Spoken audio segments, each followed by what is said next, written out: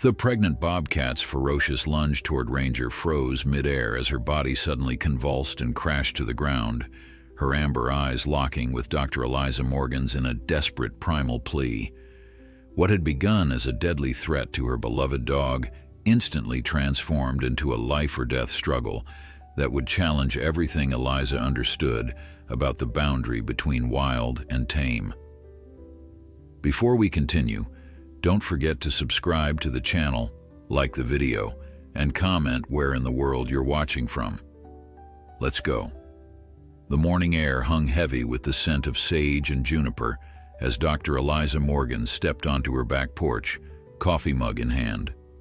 The Arizona sun had just begun its daily climb, casting long shadows across her 5-acre property that bordered the Sonoran desert wilderness.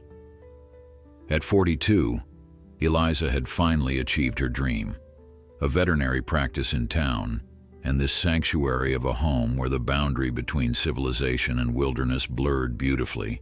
She breathed in deeply, savoring the moment of peace before her day began. A sudden, frantic barking shattered the morning calm. "Ranger? What is it, boy?" Eliza called out, setting down her coffee as she scanned the property for her German shepherd. The dog had been peacefully exploring the yard moments earlier. The barking intensified, coming from the eastern edge of the property where her land met the desert. Something was wrong. Ranger wasn't one for needless alerts. A rescue dog before becoming her companion, he'd been trained to identify threats and respond accordingly. That particular bark meant danger. Eliza hurried down the porch steps, her experienced veterinarian's mind already running through possibilities. Coyotes occasionally ventured near the property line, though they usually avoided confrontation with a dog ranger's size. Maybe a javelina had wandered too close. Their unpredictable aggression made them dangerous despite their size. "Ranger!" she called again, moving quickly across the yard, her boots crunching on the gravel path. The morning sun illuminated dust particles kicked up by her rapid steps, creating a golden haze around her. Then she saw him, hackles raised, tail stiff, his powerful body frozen in an alert stance 30 yards ahead. Ranger stood at the property's edge where Eliza had installed a low stone wall, not to keep wildlife out, an impossible task in this ecosystem, but to mark the boundary where her cultivated desert landscaping surrendered to the wilderness beyond. As she approached, her steps slowed. Ranger wasn't looking at coyotes or javelinas. His attention was fixed on a tawny shape crouched low to the ground on the desert side of the wall. A bobcat, its spotted coat blending with the morning shadows cast by a large saguaro. The wild feline's ears were flattened against its skull, its body language communicating clear threat. "Easy, Ranger," Eliza murmured, placing her hand gently on the dog's rigid back. "Stay." The shepherd responded to her command with reluctance, a low growl rumbling in his chest. The bobcat remained motionless, its eyes, amber fire in the morning light, locked on them both. Eliza assessed the situation with the calm precision that had made her one of the most respected wildlife veterinarians in Pima County. Bobcats weren't uncommon in these borderlands, but they typically avoided human habitation and certainly didn't stand their ground when confronted by humans and dogs. This one's behavior was concerning. Then the bobcat shifted slightly, and Eliza's breath caught in her throat. The animal's flanks were distended, her belly swollen with unmistakable fullness. "She's pregnant," Eliza whispered to Ranger, whose ears twitched at her voice, though his eyes never left the potential threat. Very pregnant. The revelation should have been reassuring. Pregnant animals generally sought isolation, not confrontation. Yet something still felt wrong. The bobcat's breathing appeared labored, and there was a slight tremor in her haunches that suggested distress beyond the presence of perceived predators. Suddenly, the pregnant bobcat made her move. With a guttural yowl that seemed to tear through the morning stillness, she launched herself toward the wall. Ranger exploded into action, breaking free from Eliza's restraining hand and bounding forward with protective fury. "Ranger, no!" Eliza shouted, lunging after him. The collision seemed inevitable. 60 pounds of trained domestic canine against 25 pounds of desperate wild feline. Eliza's heart hammered against her ribs as she ran forward, knowing she couldn't reach them in time, knowing the potential damage each could inflict on the other. But the clash never came. 3 feet from the wall, mid-leap, the bobcat's body seemed to seize. Her forward momentum carried her awkwardly over the stone barrier, but instead of the powerful landing that would have preceded an attack, she crumpled to the ground on Eliza's side of the wall. Her limbs splayed at odd angles, her body convulsing with sudden, violent tremors. Ranger skidded to a halt, confusion replacing aggression in his posture. The threat had transformed into something else entirely before his eyes. "Back, Ranger! Get back!" Eliza commanded, her voice carrying the sharp authority that brooked no disobedience. The shepherd retreated reluctantly, circling wide as Eliza approached the fallen bobcat. Professional instinct overtook personal safety concerns as Eliza knelt beside the convulsing animal. 15 years of veterinary practice, 8 of those specializing in desert wildlife, guided her hands as she quickly assessed the bobcat's condition. The seizure was subsiding, but the animal's breathing was shallow and rapid. Her eyes, partially open, showed dilated pupils and a vacant stare. "What's happening to you?" Eliza murmured, her trained fingers gently palpating the distended abdomen. The kits inside were moving, a good sign, but something was seriously wrong with their mother. As the bobcat's body stilled, Eliza noticed a small wound on her hind leg, partially hidden by the spotted fur. It was recent, the blood still tacky, and surrounded by an ominous swelling that suggested infection. But there was something else. Tiny puncture marks within the wound that set off alarm bells in Eliza's mind. "Snake bite," she breathed, immediately scanning the surrounding area for any sign of a rattlesnake. Finding none, she returned her attention to the bobcat, who now lay breathing shallowly, clearly unable to move. Making a split-second decision, Eliza shrugged off her light jacket and carefully wrapped it around the incapacitated bobcat. The animal offered no resistance, a deeply troubling sign for a wild predator. "Ranger, house," she commanded, and the shepherd, though clearly conflicted about leaving her with the wild animal, obeyed, trotting toward the back door while looking over his shoulder repeatedly. Eliza gently lifted the wrapped bobcat, surprised at how light she felt despite her pregnancy. The clock was ticking. Venom from a rattlesnake bite could kill within hours without treatment, and this animal had likely been bitten the previous day based on the wound's appearance. Carrying her unexpected patient, Eliza moved quickly toward the house, her mind already formulating a treatment plan. Her home office was equipped for emergency wildlife care, a necessary setup given her location and profession. She had anti-venom, IV fluids, and monitoring equipment.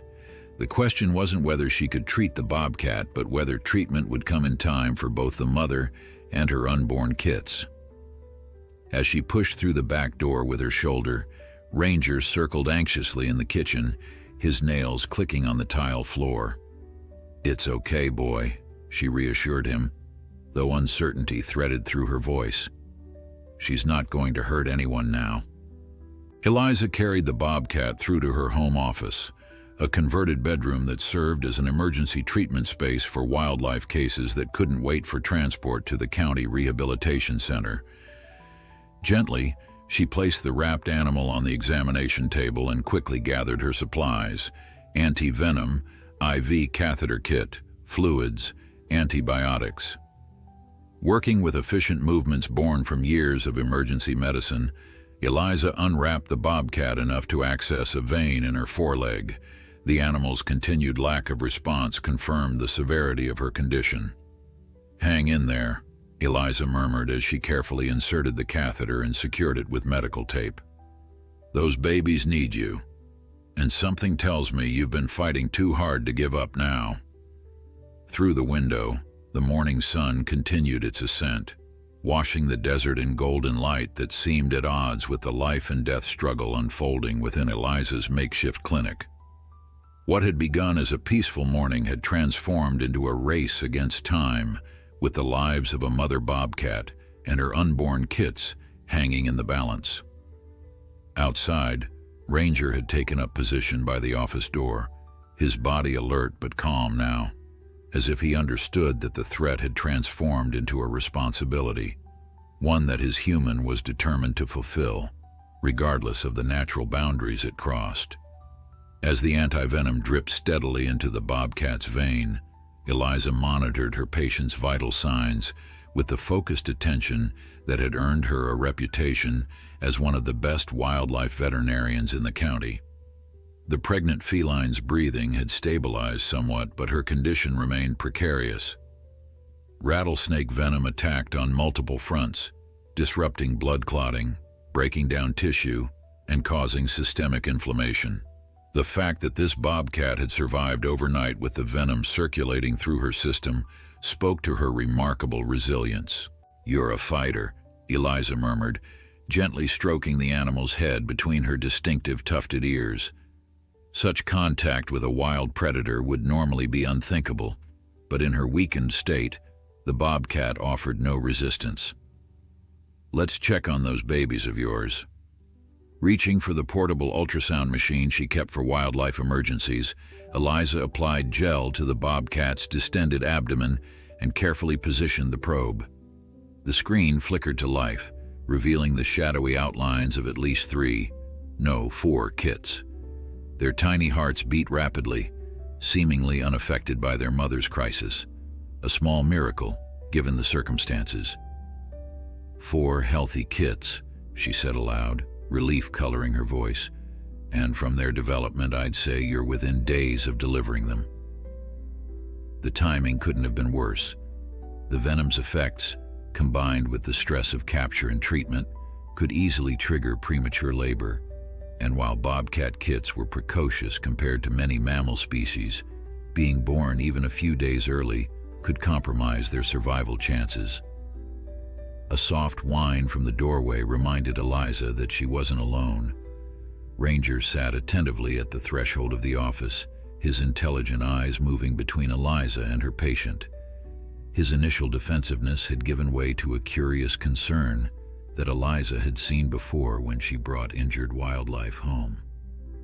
Despite his training as a protection dog, Ranger possessed a remarkable capacity for discerning between threats and creatures in need. "It's okay, Ranger," she assured him. "She's not going anywhere fast." As if to confirm this assessment, the bobcat's eyes fluttered open, revealing dilated pupils that struggled to focus. A weak growl rumbled in her throat, a shadow of the fierce warning she'd issued earlier, but evidence that her fighting spirit remained intact. "Easy, girl," Eliza soothed, keeping her movements slow and deliberate. "I know you'd rather be anywhere but here, but right now, this is where you need to be." The bobcat's eyes drifted closed again as the medications in her system, antivenom, antibiotics, and a mild sedative, did their work.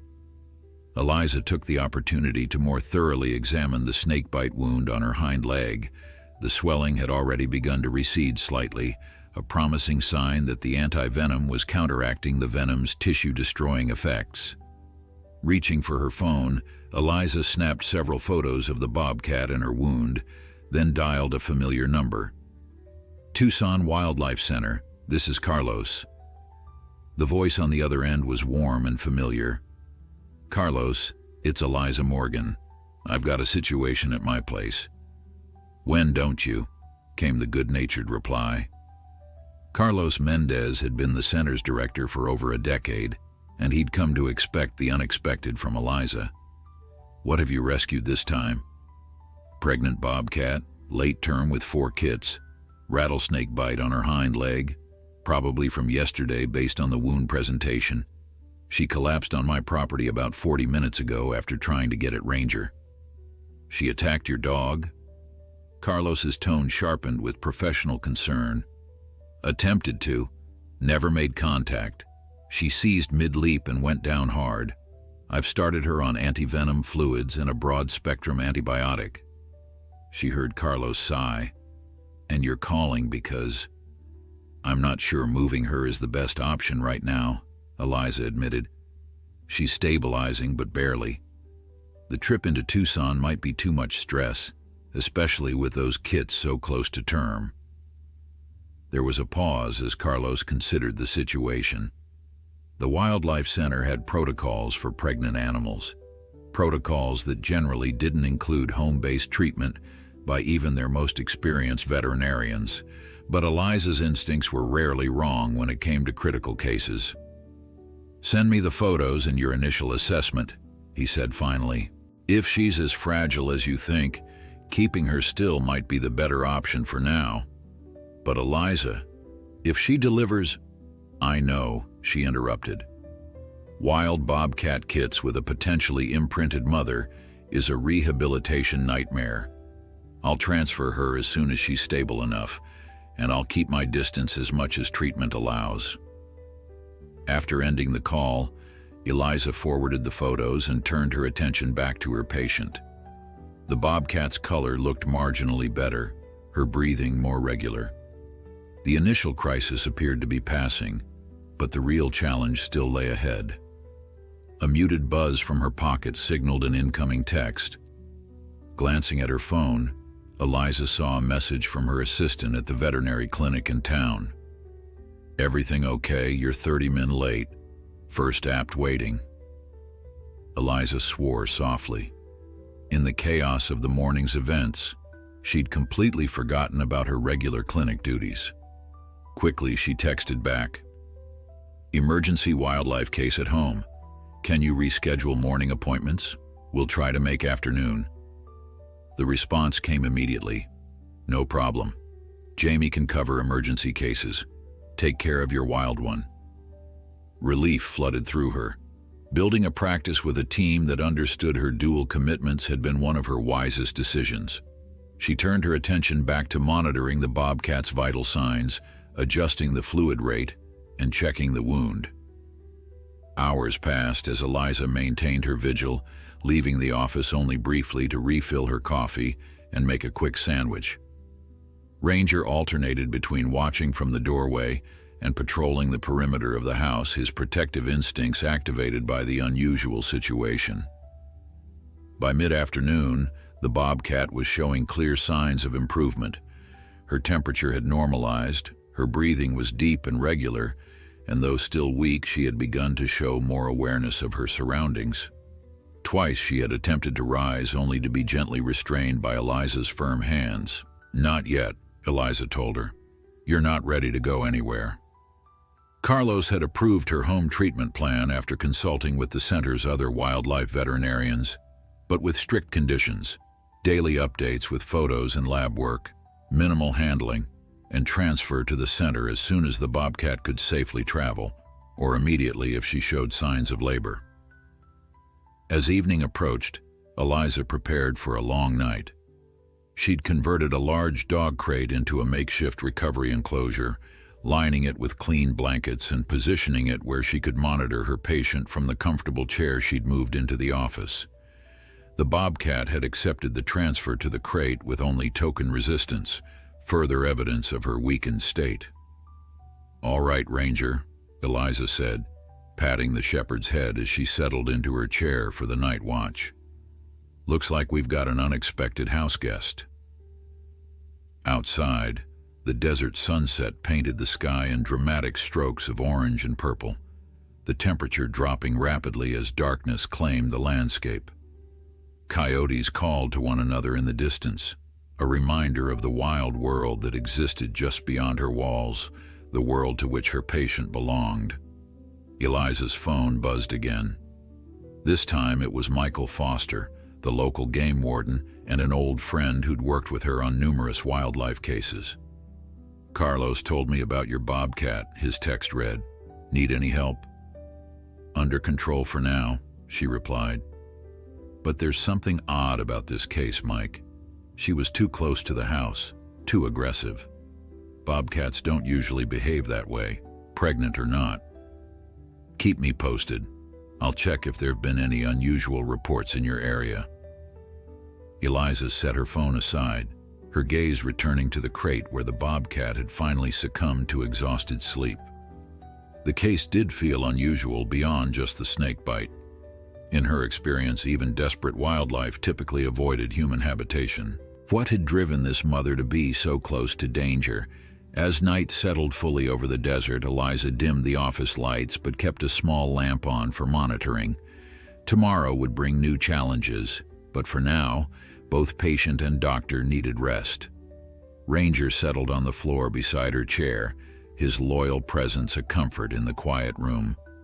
Just as Eliza began to drift off, a soft, distressed sound from the crate snapped her back to alertness. The bobcat was awake, her body tense, her breathing quickened. "What is it?" Eliza murmured, leaning forward. The answer came in the form of a clear, rhythmic contraction that rippled across the bobcat's abdomen. Eliza's heart sank as she recognized the unmistakable signs. "No, not yet," she whispered, reaching for her phone. "You're not ready. They're not ready." But nature, once set in motion, rarely accommodated human preferences. The bobcat was in labor. The kits were coming, ready or not. Eliza's fingers flew over her phone screen, sending an urgent text to Carlos. Labor started. Contractions 4 min apart, standing by for instructions. While waiting for a response, she quickly assembled the emergency birthing supplies she kept on hand: clean towels, surgical gloves, a heating pad, and a neonatal resuscitation kit. In her years of wildlife veterinary work, Eliza had delivered countless animal babies, from the tiniest of mice to a black bear cub in the back of her truck during a snowstorm. But a venomous snake-bitten bobcat giving birth prematurely in her home office? That was a first even for her. The bobcat's amber eyes were wide with distress, the pupils dilated as another contraction gripped her body. The combination of the venom, medications, and now labor had left her too weak to respond with the typical aggression of a wild animal in such a vulnerable state. Instead, she panted heavily, her gaze fixed on Eliza with what seemed like a mix of fear and desperate trust. "Easy, Mama," Eliza soothed, keeping her voice low and steady as she adjusted the crate to give herself better access, while still providing the bobcat some sense of security. "I know this isn't what either of us planned, but we're going to get through it together."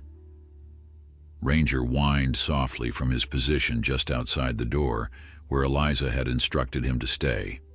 His training was impeccable, but his concern was evident in the anxious tilt of his head and the subtle shifting of his weight from paw to paw. "It's okay, boy," she called to him. "Everything's under control." She hoped her voice sounded more confident than she felt. Her phone buzzed with Carlos's reply. "Too risky to move her now. Monitor closely. Kits likely underdeveloped. Be prepared for neonatal support, sending Marisa to assist." Eliza felt a wave of relief. Marisa Delgado was the center's expert on neonatal wildlife care. Having her expertise would significantly improve the kit's chances if they were indeed premature. Another contraction rippled across the bobcat's abdomen, stronger than the previous ones. Eliza checked her watch, noting the decreased interval. Things were progressing quickly now. Based on the contraction's intensity and frequency, the first kit would arrive within minutes. "All right, Mama," Eliza murmured, donning surgical gloves. "Let's do this." As if in response, the bobcat let out a low, guttural sound, not quite a growl, not quite a cry, and began to push. Eliza positioned herself to assist if necessary, but knew that intervention with wildlife births was a delicate balance. Too much human involvement could cause stress that might further complicate the delivery. Too little could mean losing kits that might otherwise be saved. The first kit emerged in a glistening sack, smaller than Eliza had expected, confirming her fear that they were indeed premature. With practiced movements, she cleared the membrane from the tiny creature's face and gently stimulated its chest with a soft towel. For a heart-stopping moment, the kit lay motionless. Then, with a barely audible squeak, it took its first breath. "That's it," Eliza encouraged, her own breath releasing in a sigh of relief. "Good job, little one." The bobcat mother, despite her weakened state, instinctively turned to inspect her firstborn, her rough tongue reaching out to clean the tiny, spotted body. Eliza carefully placed the kit near its mother's head, allowing the bobcat to take over the stimulation process that would strengthen the newborn's circulation and breathing. Over the next 40 minutes, 3 more kits were born, each smaller than normal but alive and, miraculously, seemingly stable. The 4th and final kit gave Eliza a moment of panic when it emerged completely still, its tiny body limp and unresponsive. Without hesitation, she moved it away from the mother, quickly cleared its airways, and began gentle chest compressions with her fingertips. "Come on, little fighter," she whispered, her focus narrowed to the fragile life literally in her hands. "Your mama didn't come all this way to lose you now." After what felt like an eternity, but was actually less than a minute, the kit gasped and squirmed weakly in her palm. Eliza's eyes stung with unexpected tears as she carefully returned the revived newborn to its mother, who immediately began grooming it with the same attentive care she'd shown the others. The sound of her front door opening and closing announced Maurice's arrival. Moments later, the younger woman appeared in the doorway, her dark hair pulled back in a practical ponytail, carrying a specialized wildlife neonatal care kit. "Looks like I'm just in time for the after party," Marisa said quietly, taking in the scene with professional assessment. At 29, she had become one of the Southwest's leading experts in wildlife neonatal care, her gentleness with the smallest and most vulnerable creatures matched only by her fierce advocacy for their protection. 4 kits, all alive but definitely premature, Eliza reported, her voice betraying her exhaustion. "Mother's holding her own, considering everything she's been through, but I'm concerned about her milk production given the dehydration and venom." Marisa nodded, already unpacking her kit. "I brought supplemental formula specifically for phelides and feeding syringes if we need them." She moved closer to observe the new family, careful to maintain a respectful distance. "She's allowing you near them?" "So far. The venom and medications have dampened her typical responses. Once those wear off more, we'll likely see increased defensiveness." As if to prove Eliza's point, the bobcat lifted her head and issued a warning growl, weak but unmistakable in its intent, when Marisa leaned slightly forward. "Message received, Mama," Marisa said, retreating a step. "I respect your space." The 2 women worked in practice coordination over the next several hours, monitoring both mother and kits while minimizing direct handling. The bobcat gradually regained some strength, managing to position herself to nurse the tiny kits despite her obvious exhaustion. To Eliza's relief, the newborns latched on successfully, their tiny mouths working vigorously at their mother's teats. "Good milk production after all," Marisa observed. "That's one hurdle cleared." "Now we just need to get them through the next 24 hours, Eliza replied, knowing that the first day of life was the most critical for premature wildlife babies. If they make it that far, their chances improve significantly. Night deepened around the house as they maintained their vigil. Ranger had finally settled into sleep at Eliza's insistence, though he positioned himself just outside the office door, unwilling to abandon his protective post entirely. Through the window, Eliza could see the vast blanket of stars that covered the desert sky, a view that had drawn her to this remote property in the first place. The juxtaposition of cosmic infinity and the tiny, fragile lives she was working to save struck her with particular poignancy tonight. Around 2 a.m., Marisa insisted that Eliza get some rest while she took over monitoring. "You've been going since dawn," she pointed out, "and you were treating a venomous snake bite before the whole birthing drama even started. Get some sleep before you collapse." Reluctantly, Eliza agreed to a brief nap on the couch in her living room, extracting a promise from Marisa to wake her at the slightest change in any of their patients' conditions. Sleep claimed her almost instantly, her body surrendering to exhaustion despite her mind's continued whirling with concern for the Bobcat family. A gentle hand on her shoulder roused her what felt like moments later.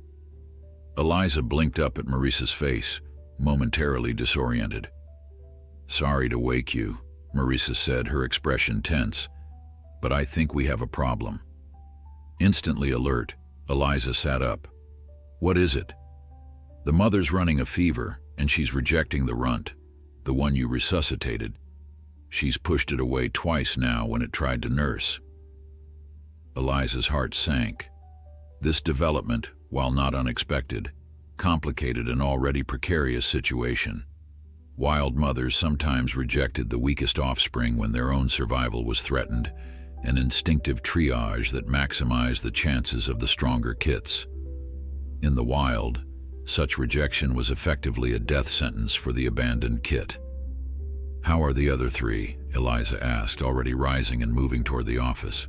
"Holding their own. Good color, nursing well when she allows it."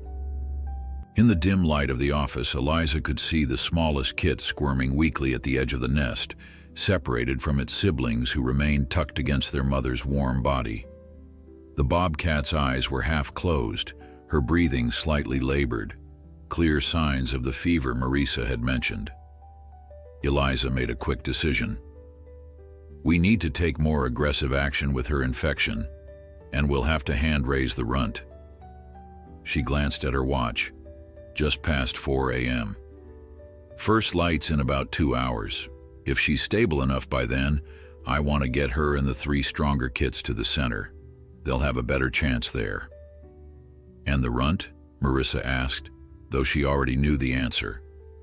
Eliza gently lifted the tiny rejected kit, which weighed little more than a deck of cards in her palm. Its spotted fur was still damp in places, its eyes sealed shut as they would remain for another week. Despite its prematurity and rough start, it squirmed with surprising vigor in her hand, its miniature mouth opening in a silent cry that tugged at something deep in Eliza's chest.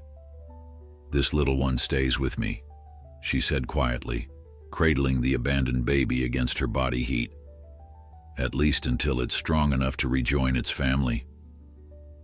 The eastern sky was just beginning to lighten, the stars fading as a new day prepared to break over the desert. Dawn would bring new challenges, but for now, in the quiet sanctuary of her home, Eliza had made her stand against nature's sometimes brutal efficiency, one tiny life at a time. Dawn broke over the desert in a spectacular display of gold and crimson that Eliza, under different circumstances, would have paused to appreciate. Instead, she moved with focused efficiency, preparing for the transfer of the Bobcat mother and her 3 stronger kits to the Wildlife Center. The mother's fever had responded to the additional antibiotics Eliza had administered, but she remained weaker than Eliza would have liked for transport. "I still think this is risky," Marisa said, helping secure the specialized transport crate that would keep both mother and babies safe during the journey. "Moving her so soon after birth." "Staying here is riskier," Eliza countered, her voice firm but not unkind. "She needs round-the-clock care and monitoring we can't provide here. The center has the staff and equipment to give her the best chance." She didn't add what they both knew, that the longer the wild bobcat remained in Eliza's home, the greater the risk of imprinting or habituation that could compromise eventual release. The smallest kit, the runt rejected by its mother, was now nestled in a makeshift incubator Eliza had constructed from a small plastic container lined with soft towels and heated by a carefully regulated warming pad. Every 30 minutes throughout the remaining night hours, Eliza had fed the tiny creature a few drops of the specialized formula Marisa had brought, using a small syringe to deliver the life-sustaining liquid. The kit had accepted these feedings with surprising vigor, its will to live seemingly undimmed by its premature birth and maternal rejection. "What are you going to name it?" Marisa asked, nodding toward the incubator where the kit dozed, its miniature chest rising and falling in the rapid rhythm characteristic of newborn mammals. Eliza shook her head. No names. You know the protocol. Naming was discouraged for wildlife undergoing rehabilitation, a small but significant boundary that helped maintain the emotional distance necessary for eventual release. But even as she recited this professional mantra, Eliza found herself thinking of the tiny fighter as Scout, a name that had surfaced unbidden in her mind during those late-night feedings. Michael Foster, the game warden, arrived just as they were finalizing preparations for transport. His tall frame filled the doorway of Eliza's office as he surveyed the scene with experienced eyes. "Quite the setup you've got here, Dr. Morgan," he said, a note of admiration in his deep voice. At 45, Michael had the weathered appearance of someone who spent most of his life outdoors, his skin tanned and creased from years of desert sun, his gray-flecked beard neatly trimmed against his angular jaw. "Carlos said you performed a miracle last night." "Just did what needed doing," Eliza replied, though she appreciated the acknowledgement. She and Michael had worked together often enough over the years to develop a comfortable professional rapport built on mutual respect. "Any luck finding out why she might have been in the area?" Michael's expression shifted subtly. "That's partly why I came in person instead of just meeting you at the center. There's been some unusual activity reported about 5 miles northwest of here. Thought you should know." "What kind of activity?" Marisa asked, looking up from where she was securing the transport crate. "Someone's been setting traps, illegal ones." Michael's voice held the controlled anger of a man who had dedicated his life to protecting wildlife, now faced with deliberate harm to those same creatures. "Found 2 leg-hold traps yesterday after getting reports of a limping coyote in the area. They're the nasty kind, serrated jaws, no identification tags." Eliza felt a chill that had nothing to do with the morning's desert coolness. "You think our girl here might have been caught in one?" Michael shrugged. "Can't say for sure without examining her more carefully, but it would explain a few things. Why she was in the area, why she approached a residence despite being pregnant. Animals that escape traps often become disoriented, dehydrated. They don't behave typically. The wound on her leg," Eliza said, the pieces suddenly connecting. "I assumed it was entry damage from the snake bite, but..." She moved to the crate and carefully examined the bobcat's hind leg again. Now that the swelling from the venom had receded somewhat, she could see what she had missed before: distinctive compression marks and lacerations consistent with a leg-hold trap. She escaped a trap, only to be bitten by a rattlesnake while weakened and disoriented, Eliza concluded, anger and admiration mingling in her voice. And still managed to make it this far, give birth, and keep 3 of her 4 kits alive. That's one hell of a survivor. "Which makes what you did even more important," Michael said quietly. "You didn't just save her, you preserved a gene pool of exceptional resilience." The bobcat watched them through the slats of the transport crate, her amber eyes alert, but no longer holding the wild fury of their first encounter. Whether from weakness, medication, or some deeper understanding, she seemed to have accepted their presence, at least temporarily. With careful coordination, they loaded the crate into the climate-controlled rear compartment of Michael's department vehicle.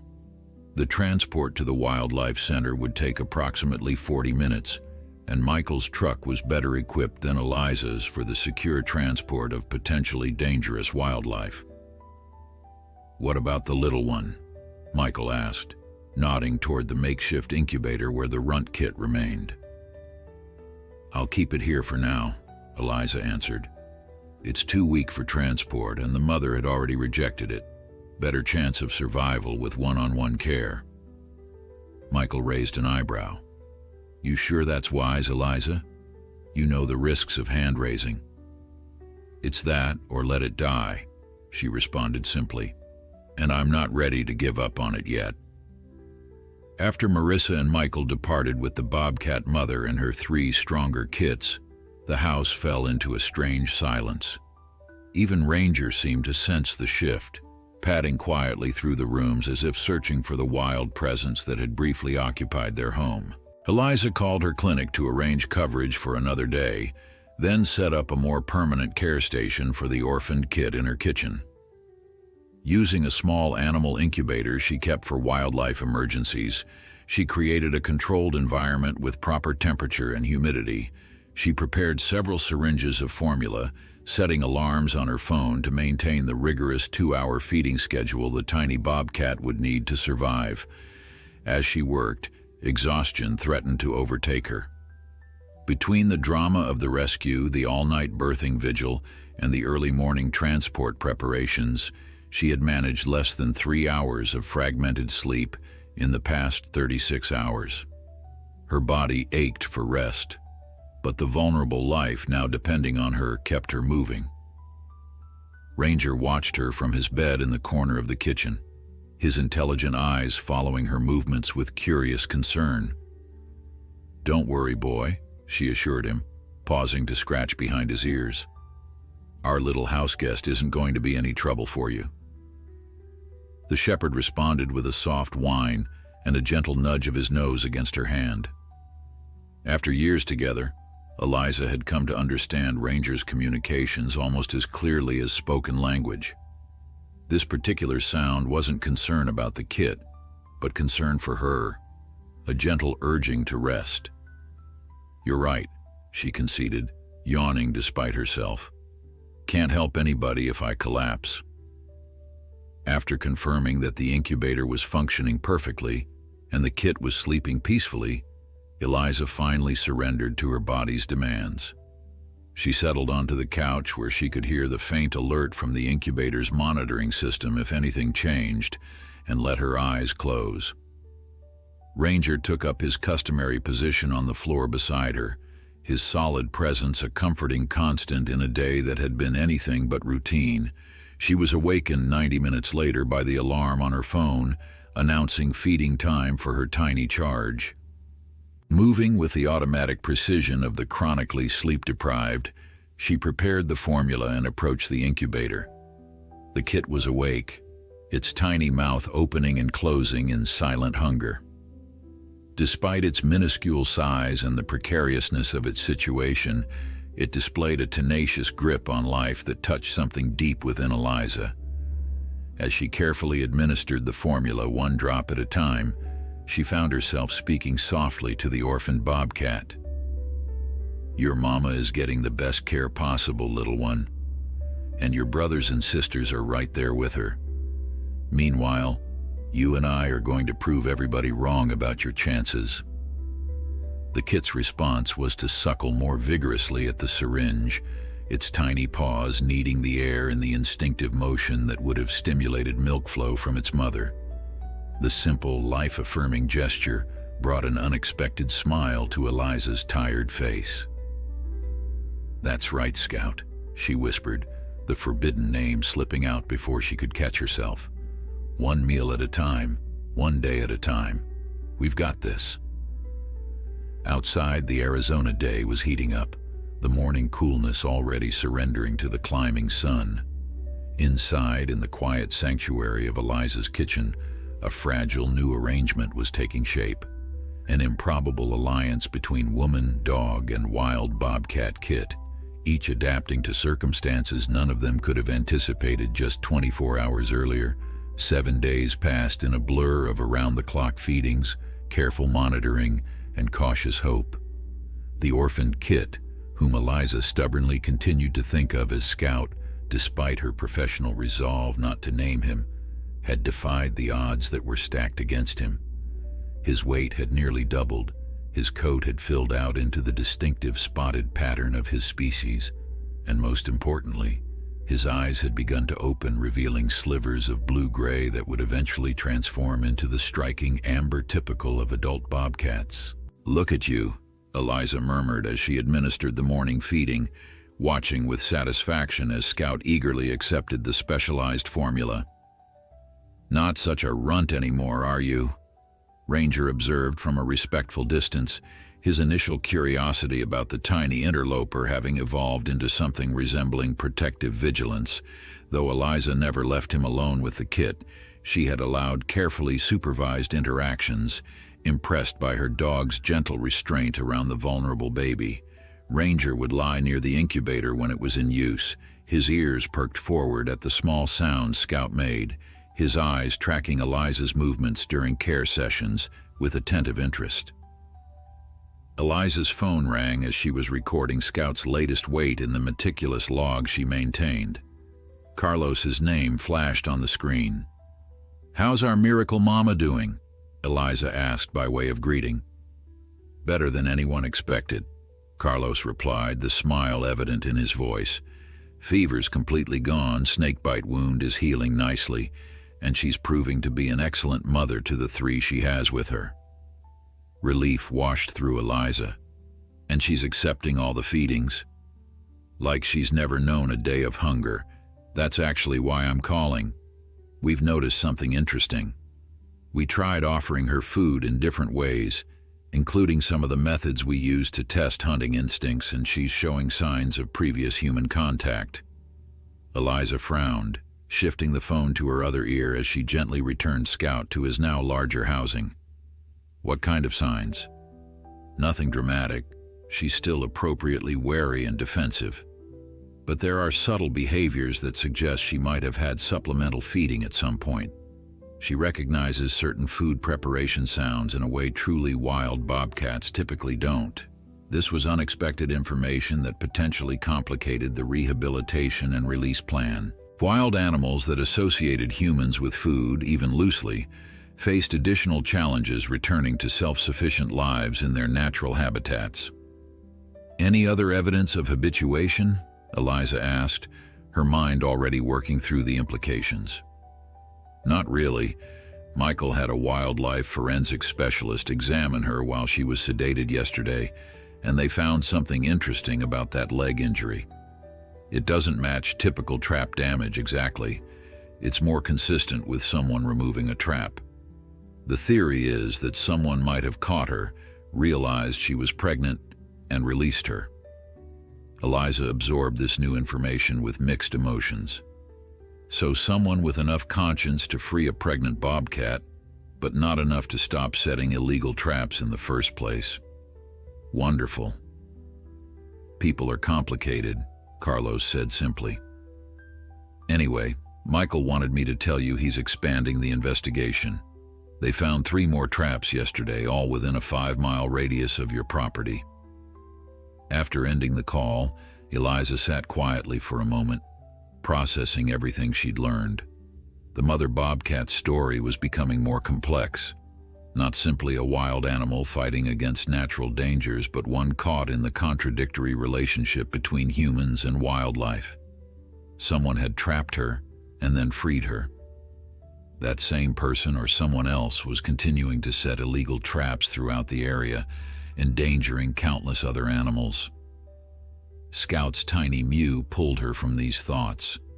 The kit had managed to climb onto the folded blanket in his enclosure and was wobbling precariously near the edge, his newly opened eyes clearly not yet coordinated with his developing motor skills. "Whoa there, adventurer," Eliza said, gently repositioning him in the center of the safe space. A little early for mountaineering expeditions. His response was to bat at her finger with a miniature paw, minuscule claws like pinpricks against her skin. The gesture, playful and trusting, sent a conflicting wave of emotion through Eliza. As a wildlife veterinarian, she recognized the warning signs in her own reaction, the dangerous pull of connection that could compromise her professional obligation to keep this wild animal wild. Her phone buzzed with a text from Marisa. Coming by later to check on the little fighter, also bringing enrichment ideas for next developmental stage. Eliza smiled, grateful for her colleague's expertise in wildlife rehabilitation, Marissa's specialty in nurturing orphaned predator babies while minimizing human imprinting would be invaluable as Scout continued to develop. The goal was clear: raise him to be healthy enough to eventually rejoin his family and ultimately return to the wild where he belonged. Later that afternoon, Eliza was reviewing patient files from her veterinary practice when the sound of tires on gravel announced a visitor. Through the window, she saw Michael's department truck pulling up alongside a vehicle she didn't recognize, a dusty blue pickup with a camper shell. Ranger alerted with a single sharp bark, moving to the front door in his practice security routine. Eliza joined him, curious about the unexpected second visitor. Michael stepped out of his truck, followed by a man Eliza didn't immediately recognize. As they approached the porch, however, something about the stranger's tall, lanky frame and the distinctive way he moved triggered a distant memory. "Eliza," Michael called out in greeting. "Hope you don't mind the surprise visit. There's someone who might be able to help with our trap situation." As the second man stepped into better light, recognition dawned. "Ben Yazzie," Eliza said, a smile spreading across her face. "It's been what, 8 years?" The Navajo wildlife tracker returned her smile, the creases around his eyes deepening. "9, Dr. Morgan, that cougar rehabilitation project back in 2016. Ben had been an invaluable consultant on a pioneering effort to rehabilitate and release orphaned mountain lion cubs, his generational knowledge of predator behavior complementing Eliza's veterinary expertise in ways that conventional wildlife management training couldn't match. Now in his early 60s, he still moved with the fluid grace of someone perfectly at home in the wilderness.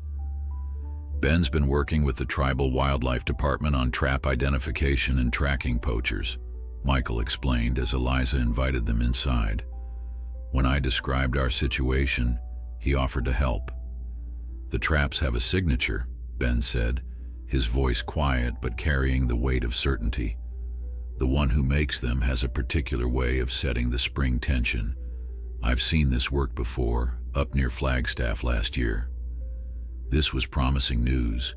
Illegal trapping was notoriously difficult to prosecute, as the perpetrators rarely remained near their traps and evidence often disappeared before authorities could respond to reports. "Come see what we're dealing with," Eliza said, leading them toward the kitchen where Scout's enclosure was set up. "The mother and 3 kits are at the center, but the runt is here." Ben approached the enclosure with reverent quietness, his experienced eyes taking in every detail of the tiny bobcat. Scout had woken from his nap and was attempting to groom his hind leg, his movements still uncoordinated but showing the instinctive behaviors that would eventually mature into the meticulous self-care of adult bobcats. "He has his mother's fighting spirit," Ben observed, not reaching toward the enclosure but studying the kit with appreciative attention. "The smallest often become the most determined." "That's what I've been telling everyone," Eliza said, pleased by the validation. "Nobody thought he'd make it through the first night, but here he is, gaining weight and hitting developmental markers right on schedule, sometimes ahead." Michael cleared his throat. "Ben thinks our trapper might be connected to an exotic animal trafficking operation. There's been an increase in demand for exotic pets, including bobcat kittens." The implication settled heavily in the room. The mother bobcat might not have been accidentally caught by a traditional fur trapper, but deliberately targeted for her kits, who would have fetched significant prices in the illegal exotic pet trade. Her escape, possibly facilitated by someone with a moment of conscience, had saved her babies from a life of inappropriate captivity, only to place them all in desperate danger as she struggled to survive injured and far from her territory. Scout mewed softly, seemingly oblivious to the human conversations determining his fate and the investigation into the circumstances that had endangered his family. To him, the world was still the simple place of warmth, food, and gradually expanding awareness. But as Eliza watched him begin the unsteady process of exploring his enclosure, testing his growing strength with each wobbly step, she felt a renewed determination to ensure that his future would include the freedom that was his birthright. Ben Yazzie spent the remainder of the afternoon meticulously examining photographs of the traps Michael had collected, his weathered fingers tracing distinctive markings visible in the images. The three sat around Eliza's kitchen table, mugs of coffee growing cold as they focused on the task at hand. "There," Ben said finally, tapping a particular weld mark on one of the photos. "This is his signature. See how the joint is reinforced at this angle? It's unnecessary for function. It's pride in craftsmanship." His expression held a complex mixture of professional respect for the technical skill and moral disapproval for its application. "Whoever made these traps considers them art." Michael leaned closer to study the detail Ben had identified. "Can you track him with this?" "Not directly," Ben admitted, "but it narrows our search. These aren't mass-produced or ordered from a catalog. They're custom work, and that means materials, tools, workspace. People who do this kind of metalwork leave traces, purchase records, distinctive sounds that neighbors might notice, smoke from forge work." Eliza, who had been dividing her attention between the conversation and Scout's scheduled feeding, spoke up. "What about motive? If this is connected to exotic animal trafficking like you suggested, wouldn't they target younger animals, not a pregnant female?" Ben nodded appreciatively at the question. "Good point. In my experience, there are two possibilities. Either they didn't realize she was pregnant when they set the trap in her territory, or—" He paused, his expression darkening. "They knew exactly what they were doing. Pregnant females are valuable if you're looking to establish a breeding operation. Capture one, and you get both an adult breeder and her kits." The thought sent a chill through Eliza. The exotic pet trade was cruel enough in its commodification of wild animals, but the deliberate targeting of pregnant mothers added another layer of calculated exploitation. Scout chose that moment to make his presence known with a determined mew that had grown noticeably stronger over the past week. All three adults turned toward the sound, their serious discussion momentarily interrupted by the irrepressible demands of new life. "Someone's not happy about being left out of the conversation," Eliza said, the tension in her face softening as she rose to check on her tiny patient. Scout had managed to climb onto the plush toy Marissa had brought during her last visit, a stuffed animal designed to approximate the size and texture of a bobcat mother. The kit was kneading it vigorously, instinctively seeking comfort and nourishment from the inanimate substitute. "He's getting stronger," Ben observed, keeping his distance but watching with evident interest. "How often are you feeding him now?" "Every 3 hours during the day with one middle-of-the-night feeding," Eliza answered, gently scooping up the kit and the soft toy together. "He's started lapping a bit of formula from a shallow dish, though the syringe is still more efficient." Scout settled against the stuffed surrogate, his eyes, now open wider though still cloudy with the blue of infancy, tracking Eliza's movements as she prepared his formula. His tiny ears, still rounded rather than sporting the tufted points he would develop with maturity, swiveled toward the sounds of food preparation with increasing precision. Michael watched the care routine with thoughtful attention. When will he be ready to join his family at the center? "Another week, maybe 2, Eliza said, administering the formula with practiced ease while Scout eagerly accepted each drop. "We need to be sure he's stable enough for the transition. Marissa's bringing supplementary milk replacement directly from the center, so he gets accustomed to the exact formula his siblings are receiving through their mother." The conversation shifted to the logistics of the trap investigation, with Michael and Ben planning to visit local metal suppliers and welding shops in search of information about the distinctive craftsmanship. As they prepared to leave, Ben lingered by Scout's enclosure, his expression contemplative. "The old stories say bobcats carry messages between worlds," he said quietly. "They walk between the seen and unseen with special knowledge. This little one came into your life at the boundary between death and life. Their there's meaning in that crossing. Eliza, raised on scientific methodology and evidence-based practice, might once have dismissed such observations as mere superstition.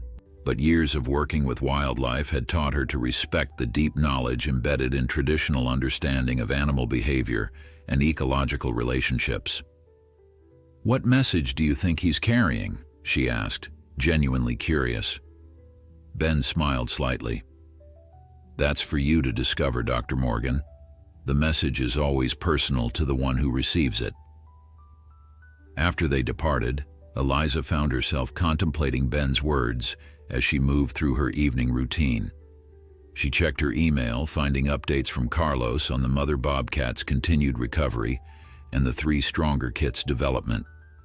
All positive news, with the center's veterinary team now confident that the mother would make a full recovery and, with proper rehabilitation protocols, eventually be releasable with her kits. Ranger accompanied Eliza on a short walk around the property perimeter as the day cooled toward evening, his senses alert for any signs of intrusion or unusual activity. Since learning about the illegal trapping operation, Eliza had become more vigilant about security, unwilling to dismiss the possibility that whoever had trapped the mother bobcat might have observed where she had fled and could come looking. As they completed their circuit and headed back toward the house, Ranger suddenly stiffened, his attention fixed on something near the eastern edge of the property. Eliza followed his gaze but saw nothing unusual in the gathering dusk. "What is it, boy?" she asked softly, trusting the shepherd's senses far more than her own.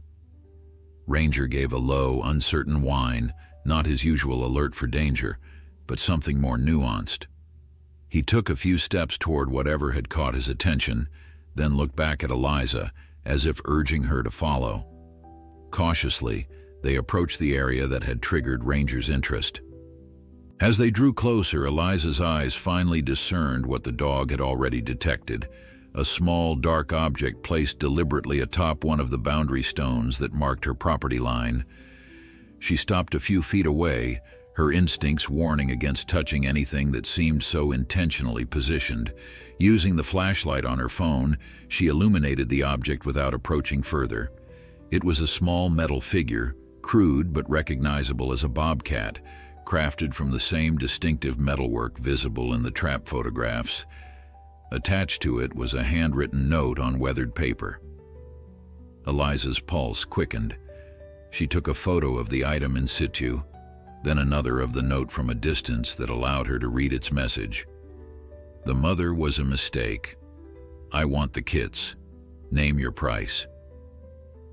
With careful movements that avoided contaminating potential evidence, Eliza used a stick to lift the metal figure by the paper, preserving both items for forensic examination. Her mind raced as she and Ranger retreated quickly to the house, where she immediately called Michael.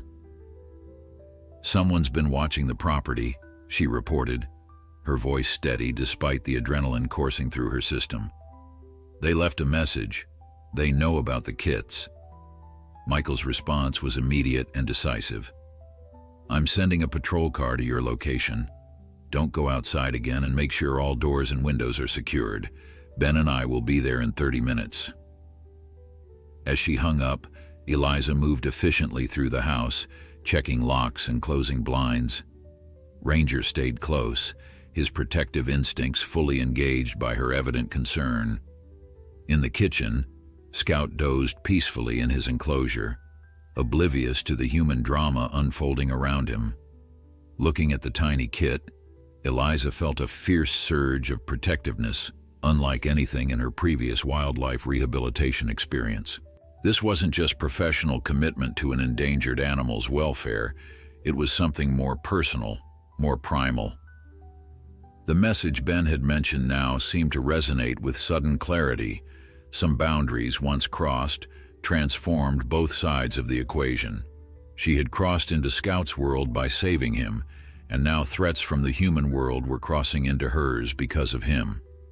The artificial distinction between wild and domestic, between professional distance and personal connection, blurred as she confronted the reality that both she and Scout were now targets of the same predator. "Don't worry," she told the sleeping kit, Ranger a solid, reassuring presence at her side. "No one's taking you anywhere." Outside, the desert night deepened, stars emerging in the vast Arizona sky. Somewhere in that darkness, someone watched and waited, calculating value in terms that reduced life to commodity. Inside, Eliza Morgan, scientist, healer, and now protector, prepared for a confrontation she hadn't anticipated but would not shy away from.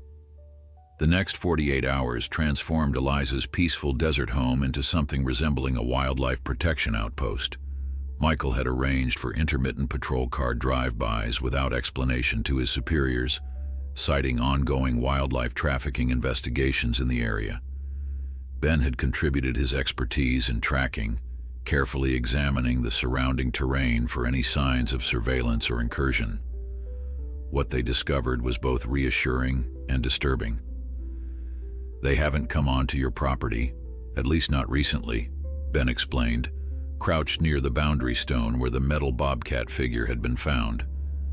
"There's a viewing spot on the ridge about half a mile east. Someone's been watching from there." He pointed toward a distant rocky outcropping that offered a clear sight line to Eliza's house and yard. "How can you be sure?" Eliza asked, Scout secure in a special carrier strapped to her chest beneath her jacket, an arrangement that allowed her to continue his feeding schedule while keeping him hidden from distant observation. Ben gestured to subtle disturbances in the desert soil. "Cigarette butts, energy drink cans, compressed area where someone sat for extended periods. They've been there multiple times, watching your comings and goings." Michael returned from examining the observation spot, his expression grim. "Found these," he said, holding up a small evidence bag containing cigarette butts, "and footprints matching the ones we found near one of the trap sites. It's the same person." "They know the mother and 3 kits were transported to the center," Eliza said, the implications settling heavily in her mind. "But they think Scout is still here." "Scout?" Michael raised an eyebrow. Eliza felt a flush of embarrassment at having revealed the forbidden name she'd given the kit. "Just what I've been calling him, for record-keeping purposes." Michael let it pass without comment, though his knowing look suggested he understood the emotional attachment forming despite Eliza's professional intentions. "The center has enhanced their security protocols, additional cameras, staff awareness, restricted access to the Bobcat family, but we need to consider your safety here." "I'm not leaving," Eliza stated firmly. "This is my home and Scout needs consistency in his care routine. Moving him again would create unnecessary stress." "Not suggesting evacuation," Michael clarified, "but additional security measures would be prudent."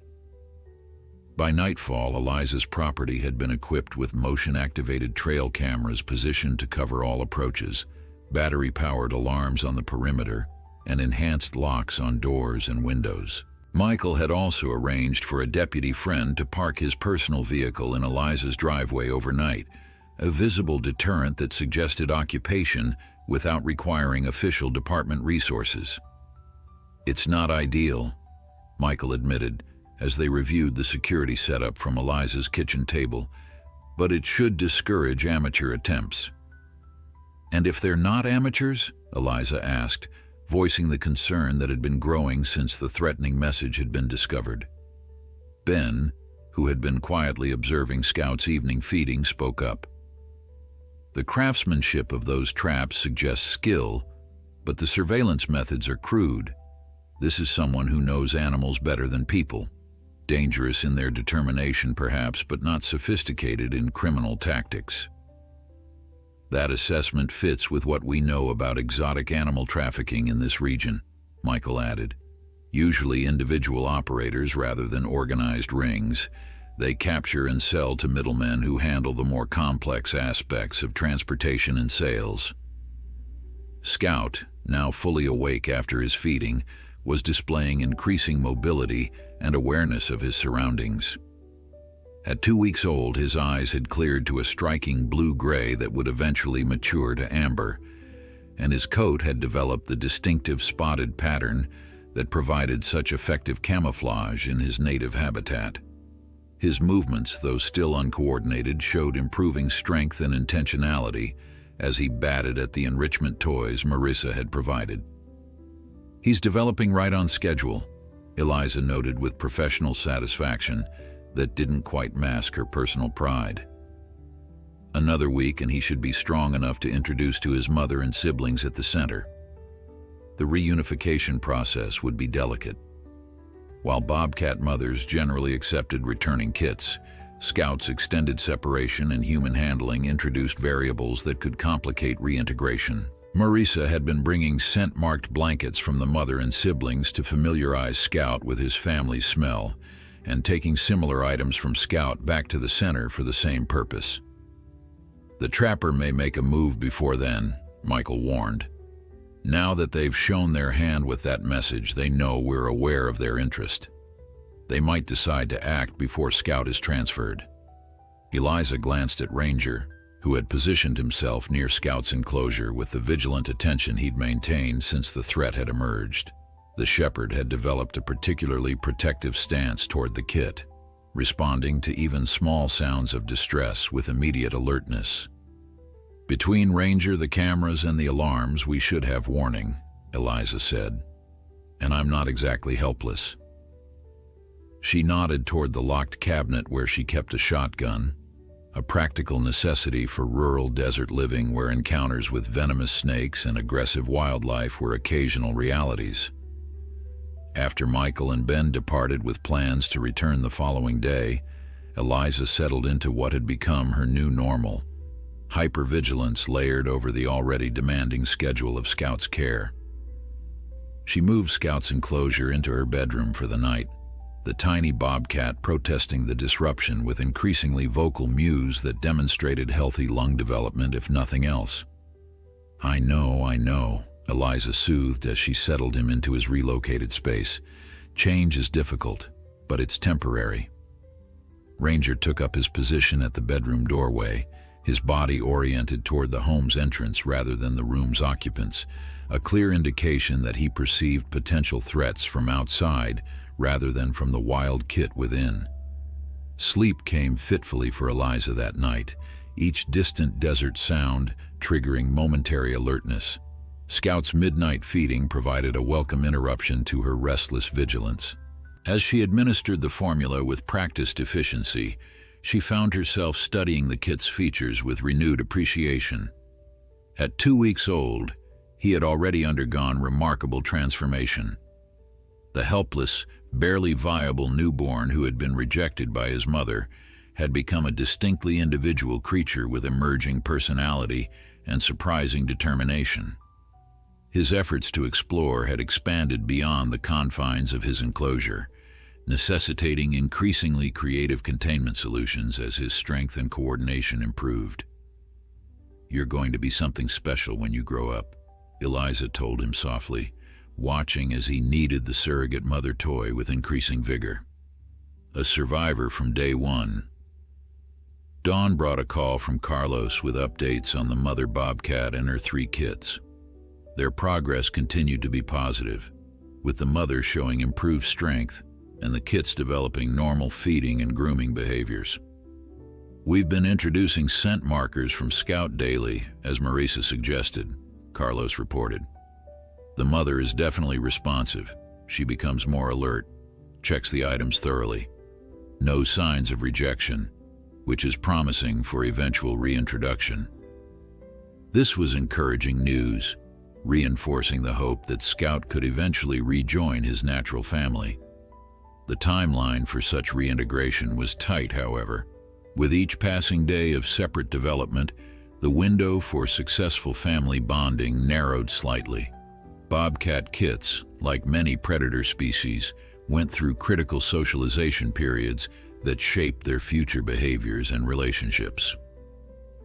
Eliza was recording Scout's morning weight and measurements when she heard Ranger's distinctive alert bark from the living room, not his alarm vocalization signaling immediate threat, but the sharp, informative sound he used to announce unexpected arrivals.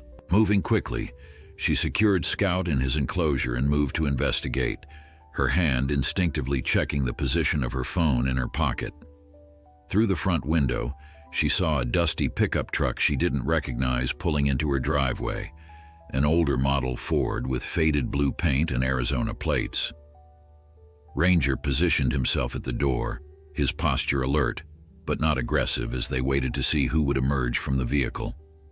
The driver's door opened, and a man stepped out slowly, hands visible at his sides in a deliberate show of non-threatening intent. He was middle-aged, perhaps 50, with the weathered complexion of someone who spent most of his life outdoors. His clothes were worn but clean, faded jeans, flannel shirt despite the desert heat, scuffed work boots. Eliza felt her pulse quicken as recognition dawned. The man surveying her home with calculating eyes matched the description of a person of interest Michael had shared from the trapping investigation. The trapper had come calling, not lurking in the shadows, but approaching directly in broad daylight. Whatever game he was playing had entered a new and dangerous phase. Eliza's hand moved to her phone, her thumb hovering over Michael's contact, but she didn't immediately place the call. Something about the man's approach, direct, unhurried, hands visible, suggested he wasn't planning immediate violence. Understanding his intentions might provide valuable information for the investigation. "Stay," she instructed Ranger, who complied with reluctant tension evident in every line of his body.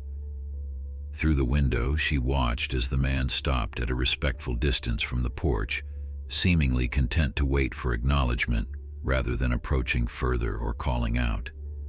Making a quick decision, Eliza activated the voice recorder on her phone and slipped it back into her pocket. Then, with deliberate calm, she opened the door partway, Ranger's solid form blocking any attempt to enter. The desert heat poured in, along with the distinctive scent of creosote and dust. "Can I help you?" she asked, her tone professionally neutral despite the adrenaline coursing through her system. The man removed his battered canvas hat, revealing thinning gray-brown hair and surprisingly gentle eyes that contrasted with the hardness of his other features. "Dr. Morgan, my name's Ray Littleton. I believe you have something that belongs to me." Eliza maintained her composed expression while internally noting that he knew her name and title, confirmation that he'd been researching her as well as observing her property. "I'm not sure what you mean, Mr. Littleton. This is private property." His smile didn't reach his eyes. "I'm talking about the Bobcat kit, the runt. I've been tracking that family for months." "Tracking? You mean trapping," Eliza corrected, watching his reaction carefully. Littleton didn't flinch at the accusation. "Call it what you want. I had an arrangement with a buyer for those kits. Premium price for healthy Bobcat babies. Mother was collateral damage." He shrugged slightly. "Business is business." The casual cruelty of his statement hit Eliza like a physical blow, but she kept her expression neutral, aware that revealing her disgust would only confirm the emotional leverage he was seeking. "Wildlife trafficking is a federal offense, Mr. Littleton. Those animals are protected." "Protected," he repeated, a bitter edge entering his voice. "That's rich, coming from folks who bulldoze their habitats for fancy desert homes." He gestured broadly at the surrounding landscape. "I grew up out here, Doctor. Been watching these animals disappear my whole life. All I'm doing is getting my cut before they're all gone." It was a twisted logic Eliza had encountered before. Resentment toward conservation efforts by those who felt economically marginalized, justifying exploitation as a form of rightful compensation. Understanding it didn't make it any less reprehensible. "What exactly do you want?" Eliza asked, though she already knew the answer. "Like I said in my note, I want the kit. My buyer's still interested even with just one. I'll make it worth your while." He named a figure that momentarily stunned Eliza with its size. Cash. Today. No questions asked. Ranger growled low in his throat, picking up on Eliza's carefully controlled anger. She placed a steadying hand on the shepherd's back, maintaining her outward composure. "Mr. Littleton, I'm a wildlife veterinarian. That kid is under official rehabilitation with the Tucson Wildlife Center. I couldn't sell him to you even if I wanted to, which I absolutely do not." Something shifted in Littleton's expression, a hardening, a calculation. "Look, I'm trying to be reasonable here. That kit's worth more to me alive than dead, but either way, I'm not leaving empty-handed. My buyer's expecting delivery by the end of the week." The threat, though implied rather than stated outright, hung in the air between them. Eliza felt her professional detachment slipping, replaced by a fierce protectiveness that surprised her with its intensity. "You should leave now," she said, her voice dropping to a dangerous calm. "The authorities are already investigating the illegal traps in this area. They have evidence, including your distinctive metalwork signature. This conversation is only making your situation worse." Littleton's eyebrows rose slightly at the mention of his signature, but he recovered quickly. "Authorities," he scoffed. "Game wardens with too much ground to cover and local cops who don't care about wildlife cases. I've been operating in these parts for 15 years, Doctor. Still here, aren't I?" "Not for much longer," came a deep voice from behind him. Littleton spun around to find Michael Foster standing beside his department truck, which had approached silently from the rear access road, a precaution they had arranged the previous day. Ben Yazzie emerged from the passenger side, his expression unreadable as he studied Littleton with the practiced assessment of a lifelong tracker. "Ray Littleton," Michael said formally, "I'd like you to come with me to answer some questions about illegal wildlife trapping and trafficking." Littleton's hand twitched toward his back waistband, a movement that instantly raised the tension level. Ranger responded with a deep, warning growl that seemed to vibrate through the doorframe. "I wouldn't," Michael advised calmly, his own hand resting near his sidearm. "That would transform a wildlife violation into something much more serious." For a moment, Eliza thought Littleton might attempt something desperate. Then, with visible effort, he relaxed his posture and raised his hands slightly. "Just having a conversation with the doctor here. No law against that." "We'll continue that conversation at the station," Michael replied, gesturing toward his vehicle. "Mr. Yazzie, would you mind staying with Dr. Morgan while I handle this?" Ben nodded, moving to stand near Eliza as Michael escorted Littleton to the department truck. The trapper went without further resistance, though the look he cast back toward Eliza's house carried a clear message. This wasn't over. Once Michael's vehicle had disappeared down the driveway, Eliza released a shaky breath she hadn't realized she'd been holding. Ranger pressed against her leg, sensing her delayed stress response. "You handled that well," Ben observed quietly. "He was testing you, looking for weaknesses." "He didn't bother hiding anything," Eliza said, still processing the encounter. "Admitted to trapping the mother, targeting the kits for trafficking as if it was the most normal thing in the world. To him, it is normal. Men like Littleton see wildlife as commodities, not living beings with their own right to exist." Ben's expression held the deep sadness of someone who had witnessed such attitudes throughout his life. The desert teaches balance, but some refuse to learn the lesson. Eliza thought of Scout, safely hidden in her bedroom, unaware of how his value in human terms had nearly cost him his freedom before he'd even experienced it. Will Michael be able to hold him? Evidence from the traps, the surveillance, the threatening message, and now his direct admission to you, it's enough to start proceedings. Ben glanced toward the ridge where they'd found signs of observation. But men like Littleton rarely work completely alone, He may have partners, contacts. This thought introduced a new level of concern. If Littleton was part of a network rather than a solitary operator, the threat wouldn't necessarily end with his arrest. "I should check on Scout," Eliza said, suddenly anxious to confirm the kit's safety, despite knowing he was secure inside. Ben followed her into the house, his movements quiet and respectful of the space. As they entered the bedroom, Scout announced his presence with a demanding mew that brought an unexpected smile to Ben's weathered face. "Strong voice for such a small one," he commented as Eliza checked the enclosure. Scout had managed to climb atop his surrogate mother toy and was batting determinedly at a dangling feather Marissa had added as an enrichment item. His coordination had improved notably even in the past day, his movements showing the developing precision that would eventually make him a formidable hunter. "He's hitting developmental milestones faster than expected," Eliza said, professional pride momentarily displacing her lingering tension from the confrontation. "Marissa thinks he might be ready for reintroduction to his family by the end of this week." Ben studied the kit with thoughtful attention. The timing would be good.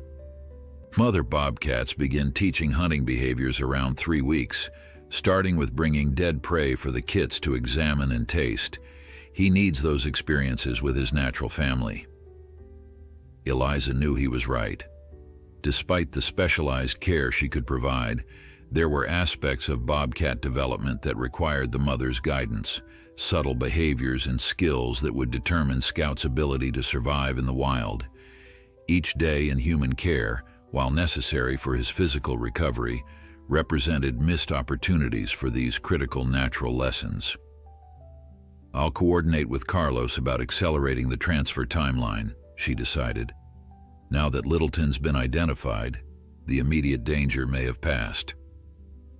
Ben's expression suggested he wasn't entirely convinced of this assessment, but he didn't contradict her directly.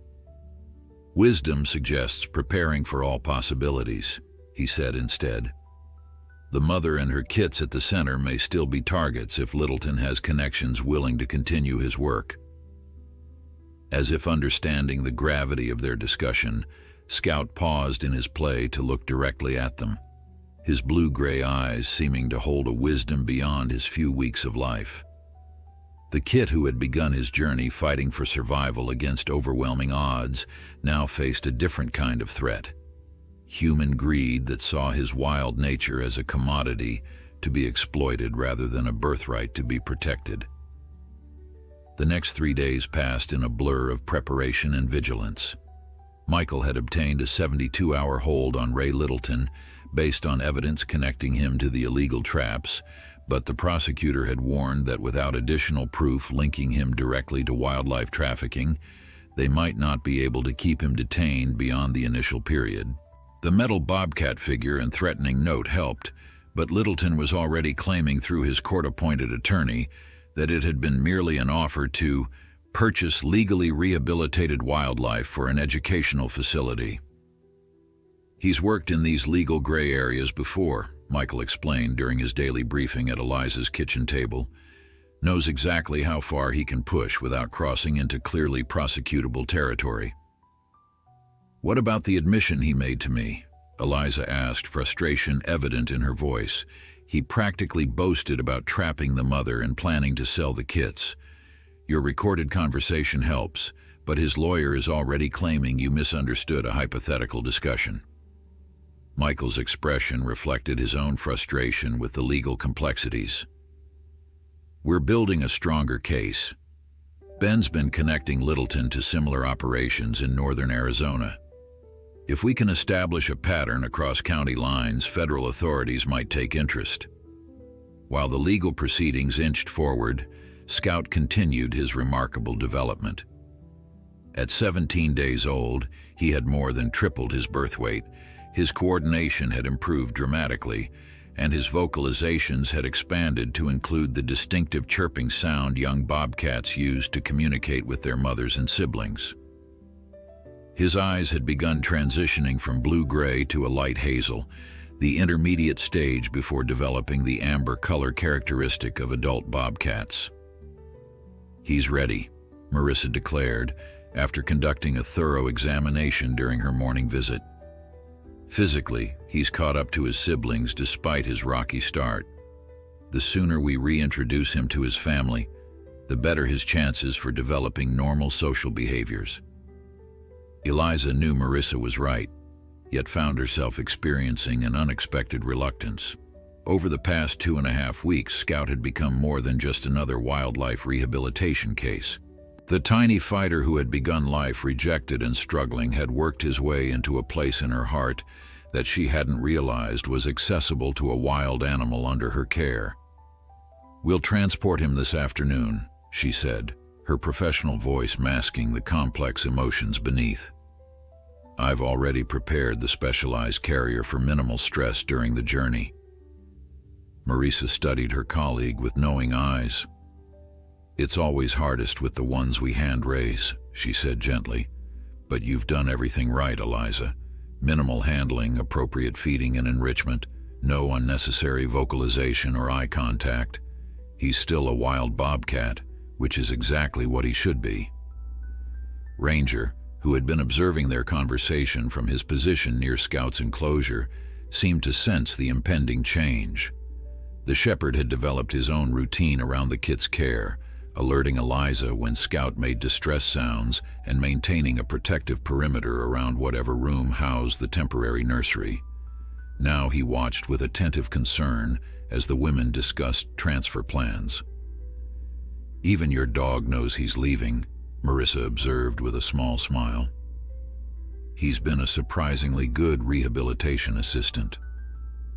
Eliza reached to scratch behind Ranger's ears, finding comfort in the solid warmth of her canine companion. "He's been exceptional," she agreed, protective without being intrusive. Almost like he understood from the beginning that Scout needed special handling. The transfer plan they developed was deliberately complex, a precaution against any associates of Littleton's who might be monitoring the wildlife center or Eliza's property. Ben had discovered indications that at least one other person had visited the observation point on the ridge, suggesting that Littleton hadn't been working entirely alone, as they had initially believed. Michael arranged for a department vehicle to arrive conspicuously at Eliza's home mid-afternoon, creating the appearance of an official transport. Meanwhile, Marissa would actually take Scout in her personal vehicle, leaving by the rarely used back service road with the kit secured in a specialized carrier designed to maintain optimal temperature and minimize stress during the journey. As the appointed hour approached, Eliza found herself lingering over Scout's final examination and feeding in her care. The kit had become increasingly active, attempting to climb out of his enclosure whenever the opportunity presented itself, and demonstrating the natural curiosity that would serve him well in the wild if he successfully reintegrated with his family and eventually returned to his natural habitat. "You're ready for this next step," she told him softly, as she checked his weight one last time, recording the figure in the meticulous log she had maintained since his birth. Scout responded by batting at her pen with a tiny paw, his coordination showing remarkable improvement from the wobbly newborn she had resuscitated just 17 days earlier. When it came time for the transfer, Eliza found herself facing a moment of unexpected emotion as she carefully placed Scout in the specialized carrier Marissa had brought.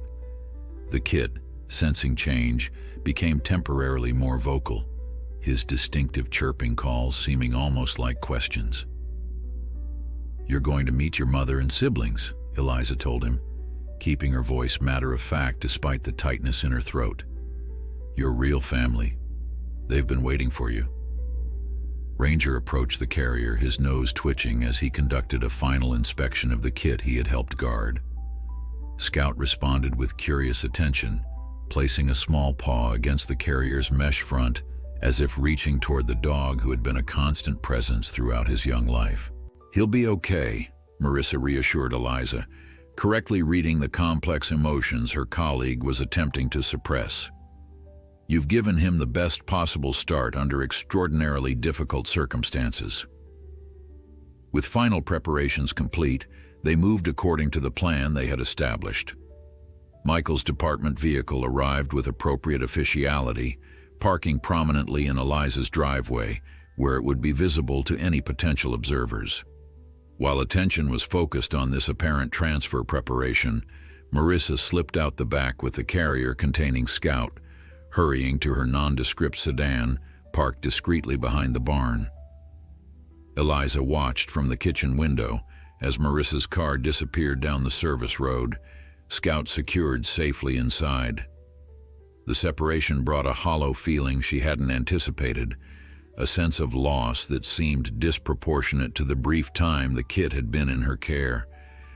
Ranger pressed against her leg, offering silent companionship that somehow acknowledged her emotional state. "He'll have a better life with his own kind," she told the dog, needing to vocalize the truth to reinforce it for herself.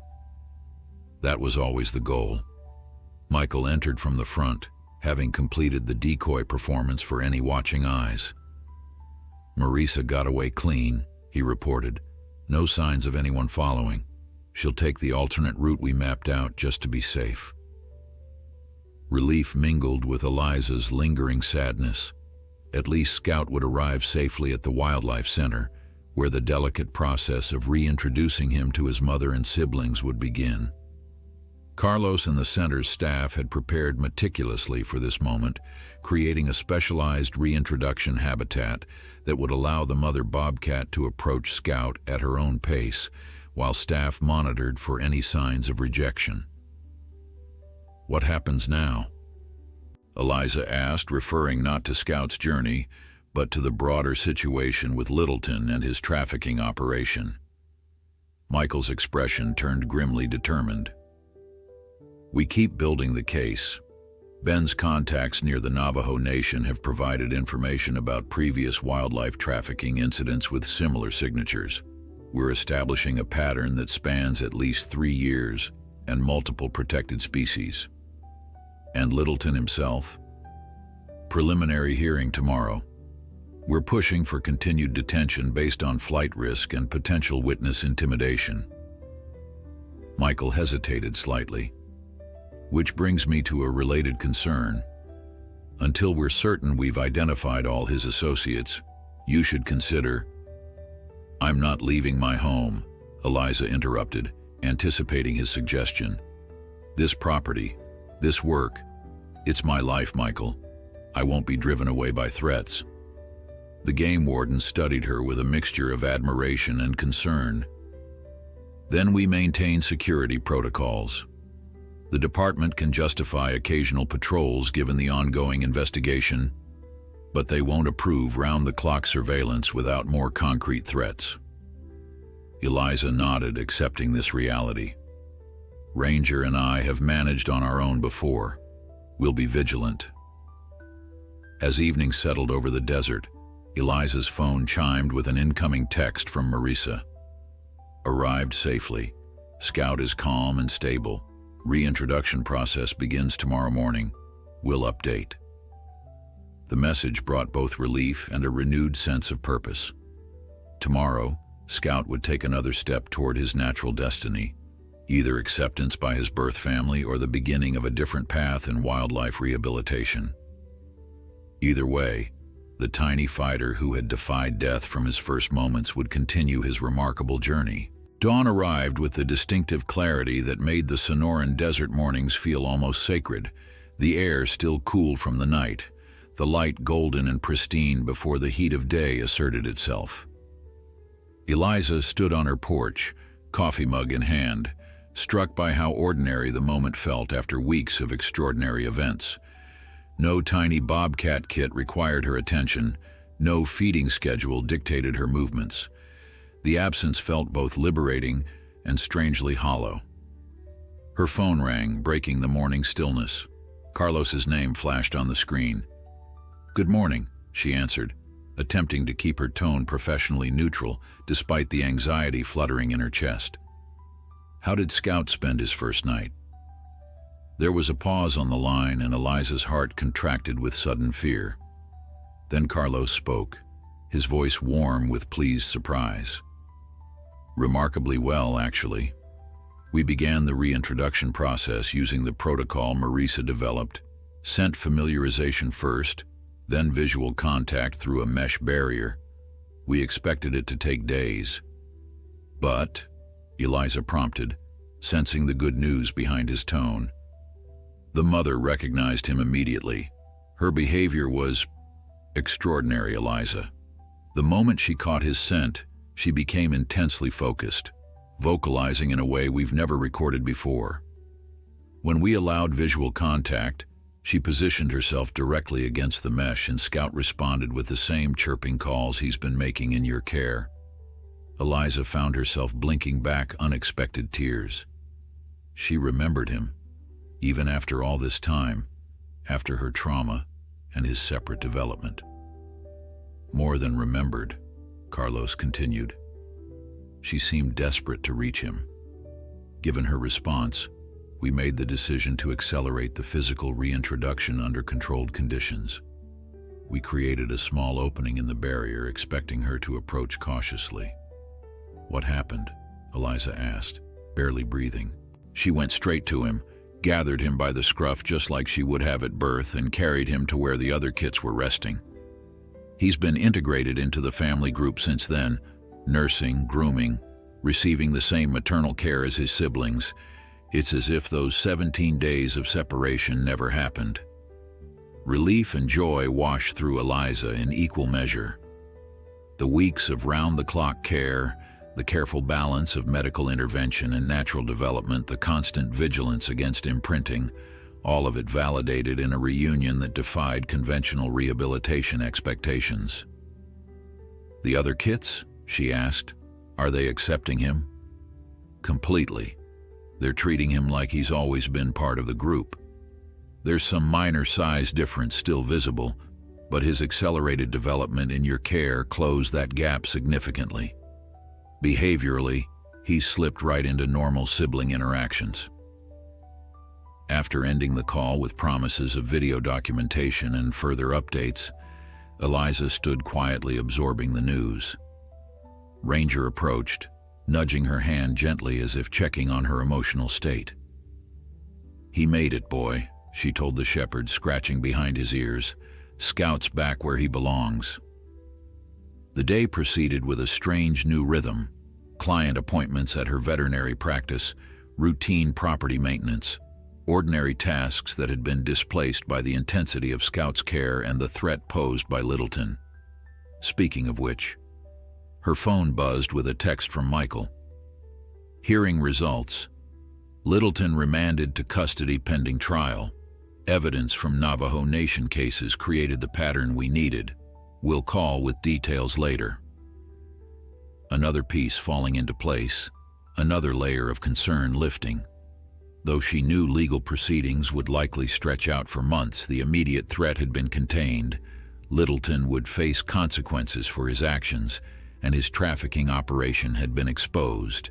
As evening approached, bringing relief from the day's heat, Eliza found herself drawn to the eastern edge of her property, where the boundary stone stood, the place where Littleton had left his threatening message.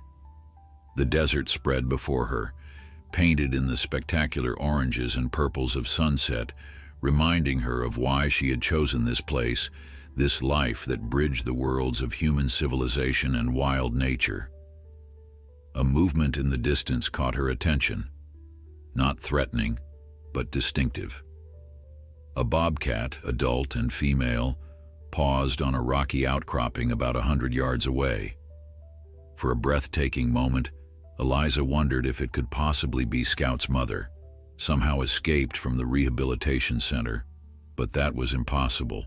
The mother bobcat was still recovering from her injuries, still caring for her litter in the controlled environment of the center. This was a different female, perhaps drawn to investigate the territory where another of her kind had recently been present. The wild bobcat studied Eliza with the calculating assessment of a predator evaluating potential threat, neither frightened nor aggressive, simply aware. Eliza remained motionless, accepting the gift of this moment of connection across species boundaries. After a few seconds that felt much longer, the bobcat turned and disappeared into the gathering dusk with the fluid grace characteristic of her kind. 2 weeks later, Eliza drove to the Wildlife Center for a scheduled observation of Scout and his family. The rehabilitation process was progressing perfectly, with the mother bobcat regaining her strength and natural behaviors while her kits, including Scout, developed the skills they would need for eventual release back into the wild. Carlos led her to a specialized observation area where she could watch the family without being detected by sight or scent. Through the one-way glass, Eliza saw the mother bobcat resting on a natural rock formation within the expansive habitat designed to prepare the family for return to the wild. The 3 kits from the original birth scrambled and played nearby, their movements showing the developing coordination that would eventually mature into the predatory precision of adult bobcats. And there was Scout, distinguishable to Eliza's practiced eye by subtle differences in his spot pattern and a slightly leaner build than his siblings. He moved with confidence among his family, occasionally wrestling with a brother or stalking a sister with playful intent. Had she not known his extraordinary beginning, she would never have identified him as different from the others. "He's doing beautifully," Carlos said, genuine admiration in his voice. "The whole family is. We're projecting release in about 5 months, assuming continued progress. They'll be fitted with tracking collars, of course, so we can monitor their transition back to the wild." "Where will you release them?" Eliza asked, though she already suspected the answer. Carlos smiled. "We've been evaluating potential sites.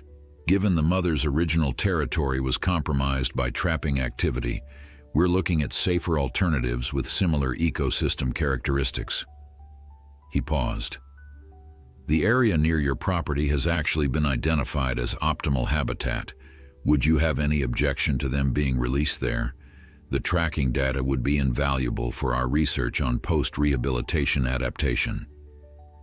The thought of Scout and his family living in the wilderness surrounding her home, wild and free but occasionally visible from a respectful distance, created a sense of completion that Eliza hadn't realized she was seeking.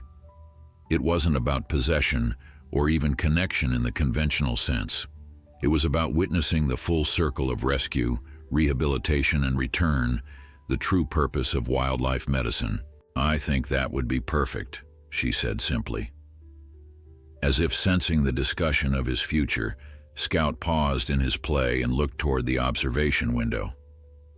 Though Eliza knew he couldn't see her through the specialized glass, for a moment it seemed as if those intelligent eyes connected directly with hers, wild to human, rescued to rescuer, acknowledging the extraordinary journey they had shared before continuing on their separate paths. Eliza thought of Ben Yazzi's words about bobcats carrying messages between worlds. Perhaps that had been Scout's purpose all along, not just to survive against impossible odds, but to remind those who encountered him of the delicate balance between human intervention and wild freedom, between compassionate care and respectful distance. Outside the rehabilitation center, the desert stretched toward distant mountains under an infinite sky. Somewhere in that landscape, Ray Littleton's illegal traps had been removed, making the wilderness marginally safer for its natural inhabitants. In time, Scout and his family would return to that same wilderness, carrying with them the resilience born of both natural instinct and human care, walking the boundary between worlds just as Eliza did in her own way. She smiled, watching as Scout rejoined his siblings in their play, his movements already showing the grace and precision that would serve him well in the life awaiting him. The bobcat that had once seemed destined to become a profitable commodity in the exotic pet trade would instead fulfill his natural destiny, wild and free in the landscape where he belonged. And that, Eliza reflected as she prepared to return to her own home and the work that awaited her there, was the most perfect ending she could have imagined for the tiny fighter who had briefly shared her life before returning to his own.